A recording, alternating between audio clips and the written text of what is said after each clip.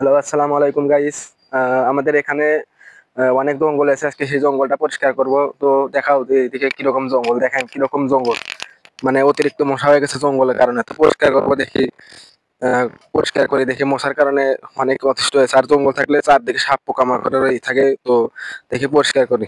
অনেক ঘাস হয়েছে জঙ্গলের কারণে, মানে অনেক হয়ে গেছে। অনেকদিন পরিষ্কার, কয়েকদিন আগে পরিষ্কার করছি, আবার বৃষ্টির কারণে আর কি আবার জঙ্গল হয়ে গেছে। পরিষ্কার কর, জঙ্গল গুলা 2 দিন পর পরই শুধু বাড়ে, মানে বৃষ্টির কারণে না, আগাছা গুলা অনেক বেড়ে যাচ্ছে। আর এটা হলো পরিত্যক্ত জায়গা, পরিত্যক্ত জায়গার কারণে আরো ঘাস অনেক জন্মে এখানে। কেউ হাঁটা চলা চলা করে না।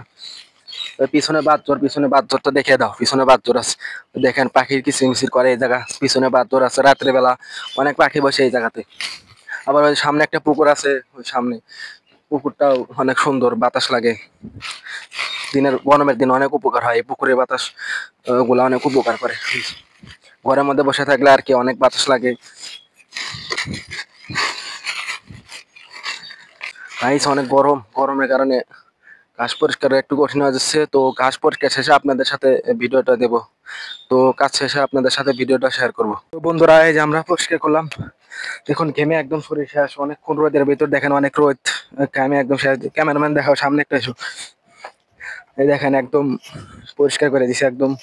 অনেকক্ষণ সময় লাগছে এটুকু পরিষ্কার করতে। অনেক জঙ্গল হয়েছিল।